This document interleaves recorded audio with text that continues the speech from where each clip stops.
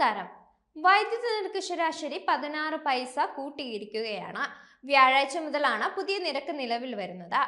അടുത്ത വർഷം 12 പൈസയാണ് കൂടുന്നത്. നിരക്ക് കൂട്ടിയതോടെ വീടുകളിലെ വൈദ്യുതി ബില്ലിൽ 2 മാസത്തിൽ ഒരിക്കൽ ഏകദേശം 14 രൂപ മുതൽ 300 രൂപ വരെ വർധനവുണ്ടാവും.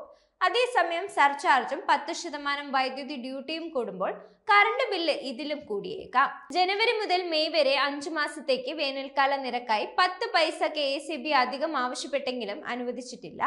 ചെറുകിട വ്യവസായങ്ങൾക്ക് 5 പൈസ വീതം 2 വർഷവും കൂടും.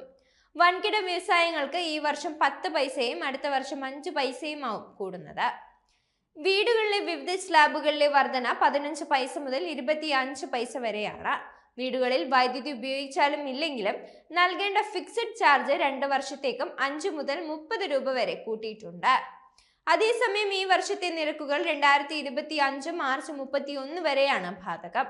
അടുത്ത വർഷത്തെ നിരക്കുകൾ 2027 മാർച്ച് 31 വരെ തുടരും. ഇതോടൊപ്പം സർചാർജും നൽകേണ്ടി വരും. ഡിസംബറിൽ ഇത് യൂണിറ്റിന് 15 പൈസയാണ്. മീറ്റർ വാടക കൂട്ടില്ല. ഒരു മാസം 40 യൂണിറ്റ് വരെ ഉപയോഗിക്കുന്ന BPL വിഭാഗങ്ങളിലെ വീടുകളിൽ നിരക്ക് കൂട്ടില്ല.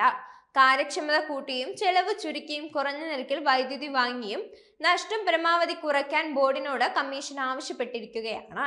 അനിവാര്യ ഘട്ടത്തിലാണ് നിരക്ക് വർദ്ധിപ്പിച്ചതെന്നാണ് വൈദ്യുതി മന്ത്രി K കൃഷ്ണൻകുട്ടി പറയുന്നത്. നിവർത്തിയില്ലാതെയാണ് നിരക്ക് വർദ്ധിപ്പിച്ചത്. പല വിഭാഗങ്ങൾക്കും ഇത് ദോഷം ചെയ്യുമെന്നറിയാം. നിരക്ക് വർദ്ധിപ്പിക്കാതെ പറ്റാത്ത സ്ഥിതിയാണ്.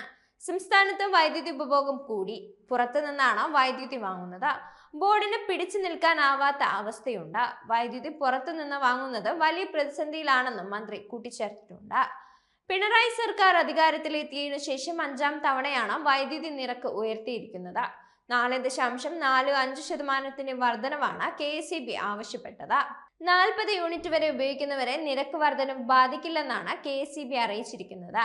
2024-25 സാമ്പത്തിക വർഷത്തിൽ 16 പൈസയും 2025-26 വർഷത്തിൽ 12 പൈസയും വർദ്ധിപ്പിക്കുമെന്നാണ് വൈദ്യുതി റെഗുലേറ്ററി കമ്മീഷൻ അറിയിച്ചിരിക്കുന്നത്.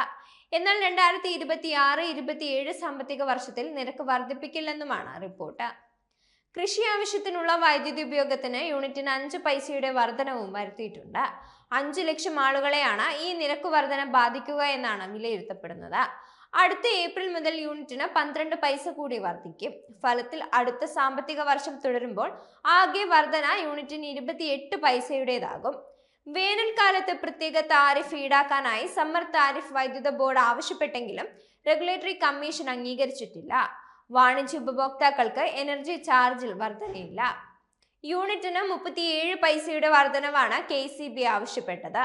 പ്രതിമാസം 250 യൂണിറ്റിന് മുകളിൽ വൈദ്യുതി ഉപയോഗിക്കുന്ന ഗാർഹിക ഉപഭോക്താക്കളുടെ പകൽ സമയത്തെ വൈദ്യുതി നിരക്കിൽ 10% കുറവും വരുത്തിയിട്ടുണ്ട്. സർക്കാർ വിദ്യാഭ്യാസ സ്ഥാപനങ്ങളുടെയും സർവകലാശാലകളുടെയും വൈദ്യുതി നിരക്ക് സർക്കാർ സ്ഥാപനങ്ങളുടെ നിരക്കിലേക്ക് മാറ്റിയിട്ടുണ്ട്.